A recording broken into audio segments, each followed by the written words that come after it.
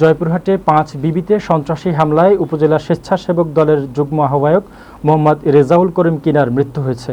নিহত কিনা দানিজপুর গ্রামের বারিক মণ্ডলের ছেলে।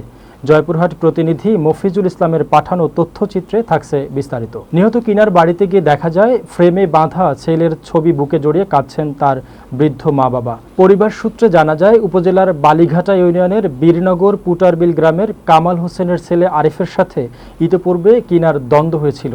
এরই জের ধরে বুধবার দুপুরে 5 বিবি পল্লী বিদ্যুৎ অফিসের সামনে কিনাকে একা পেয়ে আরিফ গাছের ডাল দিয়ে এলোপাথারি মারধর করে। এতে মাথায় আঘাত পায় এবং মাটিতে লুটিয়ে পড়ে।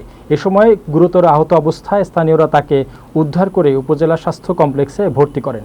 অবস্থার অবনতি হলে পরিবারের লোকজন কিনাকে বগুড়া শহীদ জিয়াউর রহমান মেডিকেল কলেজ হাসপাতালে ভর্তি করায়। বৃহস্পতিবার সকালে চিকিৎসারত অবস্থায় সে মারা যায়। 5 বিবি থানার ভারপ্রাপ্ত কর্মকর্তা ওসি মোহাম্মদ মাইনুল ইসলাম বলেন, ঘটনাস্থল পরিদর্শন করা হয়েছে। আসামি গ্রেফতারে ইতিমধ্যে অভিযান শুরু হয়েছে।